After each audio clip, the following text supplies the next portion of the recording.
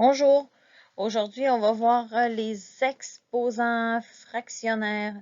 Donc on va voir la loi sur les exposants fractionnaires. Vous pouvez suivre dans votre document de notes à la page 10 et 11. Si vous n'avez pas de document de notes, ben vous écoutez la petite vidéo pour vous aider.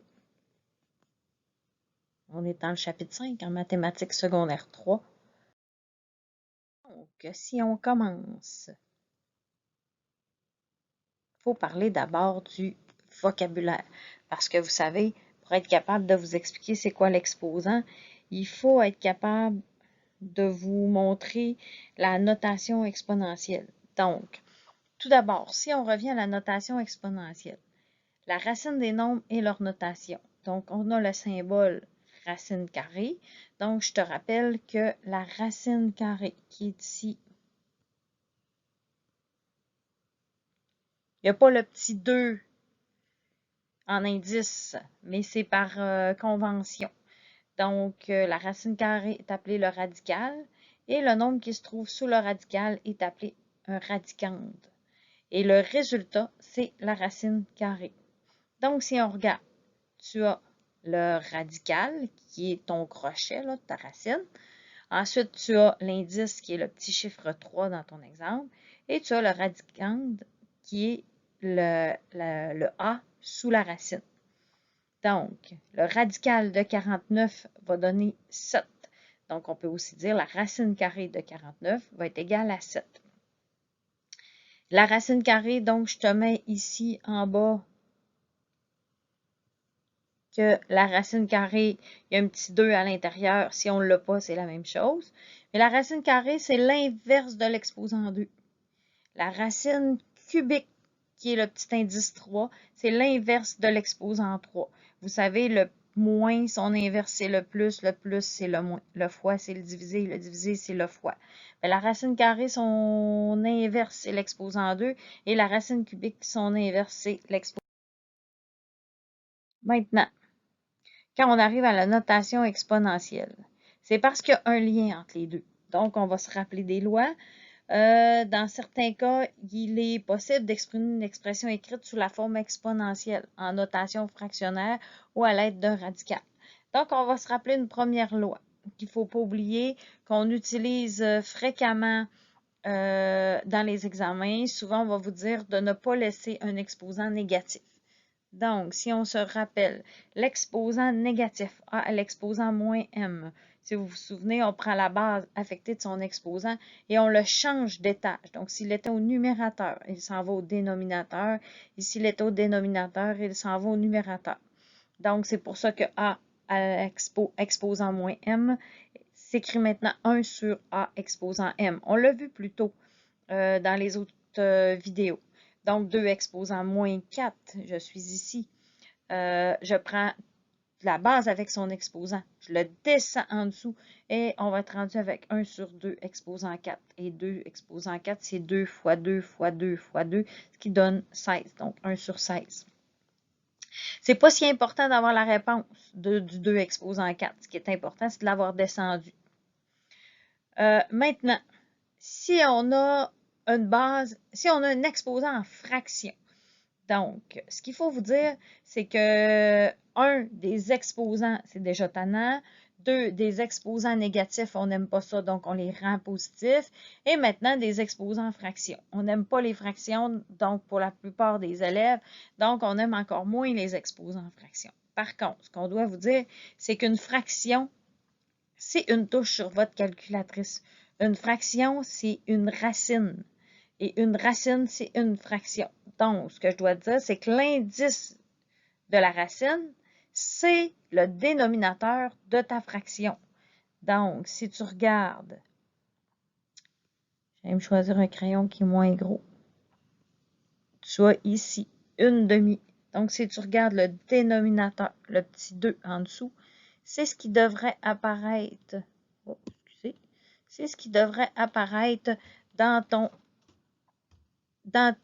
comme indice dans ta racine. Et comme la racine carrée, on n'écrit pas l'indice, c'est pour ça que tu ne le vois pas. Même chose ici. Donc, ton dénominateur, c'est 3. Donc, le 3 devient l'indice de ta racine. Donc, on a fait une touche sur ta calculatrice, tu as vu. La racine carrée, la racine cubique, on l'a. Donc, 81, si je prends les exemples, 81 à l'exposant 1/2, c'est, on prend l'exposant, on l'enlève, on met son dénominateur à l'intérieur de l'indice. Donc, ça fait la racine carrée de 81, ça me donne 9. 8 exposant 1/3, on enlève son exposant fraction, on prend son dénominateur et on le met à l'intérieur de l'indice. Donc, ça fait la racine cubique de 8, ça donne 2. Donc, toujours avantageux de changer l'exposant. Donc, le dénominateur, c'est un indice d'une racine. Un indice d'une racine, c'est un ancien dénominateur. Donc, le dénominateur de l'exposant et l'indice de la racine. Donc, si je te fais un résumé, A exposant 1/2, ça devient la racine carrée de A. Tu te souviens qu'il y a un petit 2 comme indice qui n'est pas là par convention. Il n'est pas là non plus sur ta calculatrice. A exposant 1/3, tu prends le 3 et tu l'envoies dans l'indice. Même chose ici, le 2, on l'a envoyé là. Il n'est juste pas écrit en indice parce qu'on est parce que par convention, une racine carrée, on ne l'a pas. Donc, ça veut dire que A à l'exposant 1 sur n, donc n'importe quel dénominateur d'un exposant fractionnaire, l'indice, ça va être le dénominateur. Si on continue et que maintenant on fait des exercices, un peu pour te familiariser avec tout ça. Donc, 3 exposants. On réécrit chacune des expressions afin d'éliminer l'exposant. Donc, on sait que mon exposant, c'est 1/2 ici. Donc, tu vas prendre son dénominateur qui est 2 et tu vas aller le porter dans une racine. Donc, racine, je vais écrire le petit 2 pour te souvenir, mais tu sais qu'habituellement, on ne l'écrit pas. Et c'est tout ce qui a disparu, le 2 du dénominateur, ce qui fait que ça fait 3. Et là, je pourrais laisser l'exposant 1, mais il n'est pas nécessaire. Maintenant, le B, j'essaie de le faire avec mon crayon pour voir si vous voyez mieux. Donc, le B, son exposant, c'est 1/3. Maintenant, ça veut dire qu'on écrit la racine cubique. On met un 3 parce que c'est son dénominateur qu'on vient porter dans l'indice. Et on écrit 7 exposant 1. Finalement, tout ce qui disparaît, c'est le dénominateur. Donc, le dénominateur s'en va dans la racine. Donc, c'est mon 2. Et maintenant, on écrit moins 17. La racine carrée d'un nombre négatif, par contre, elle est impossible. On va le laisser comme ça pour les besoins de la cause, mais on écrirait que la racine carrée de moins 17 est impossible.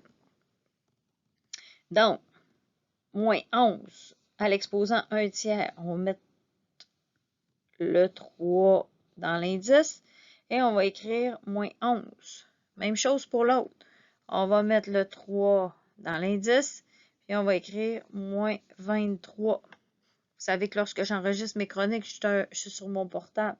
Donc, ça arrive que les chiffres ne s'écrivent pas bien. Il faut écouter en même temps. Ici, il manque un 1, donc c'est l'exposant 1/2. Donc, moins 2/6 à l'exposant. Non, le négatif de la racine carrée, on met un 2 ici, de 2 sur 6, ou on aurait pu écrire 1/3. Donc, il faut changer l'exposant en racine. Il faut changer l'exposant fractionnaire en racine. Donc, on prend son dénominateur et on l'envoie dans l'indice. Si on fait un autre exercice, on fait le contraire. On a déjà la racine carrée, on va le réécrire avec un exposant. Donc, il faut que tu penses qu'ici, s'il n'est pas là, ce n'est pas un 1, hein, c'est un 2. Donc, ça veut dire que c'est 21 exposant une... J'ai de la misère à faire les deux. Exposant 1/2. Dans l'autre, c'est 15 exposant 1/3. C'est 19 exposant 1/3. L'indice, c'est le dénominateur de l'exposant. Moins 87 exposant 1/3. tiers. Vous savez que s'il n'y a pas rien d'écrit, c'est pas que c'est un 1, c'est un 2. Donc, 3 cinquièmes. Puis là, tout ça est à l'exposant. Une demi. Je vais le mettre comme ça pour être sûr que tu prends toute la fraction avec l'exposant. Maintenant, j'ai 3 exposants une demi sur 7 exposants un tiers. Donc, ce que tu as à faire, prendre l'indice, le mettre en dénominateur ou prendre le dénominateur, le mettre en indice. Tu te diras à quoi ça sert présentement. C'est seulement pour changer la forme de l'écriture. Tu vas voir plus tard que ça va servir à réduire des expressions.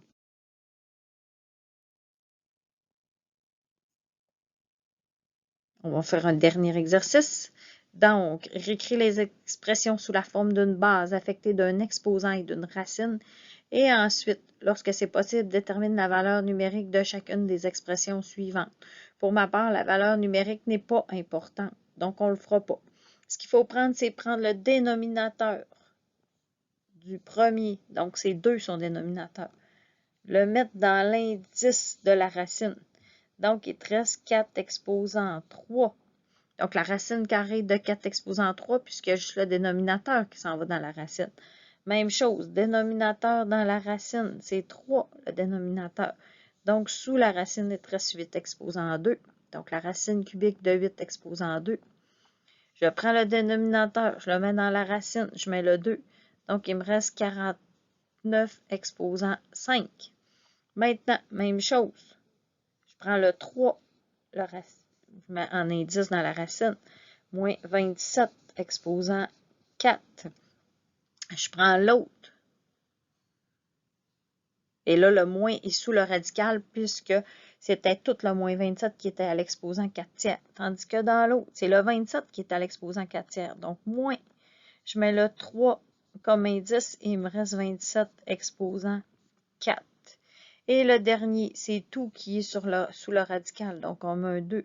Donc, moins la racine carrée de moins 25 exposant 5. Ça se fait rapidement un coup qu'on a compris la conversion. Donc, on a fini les exposants fractionnaires.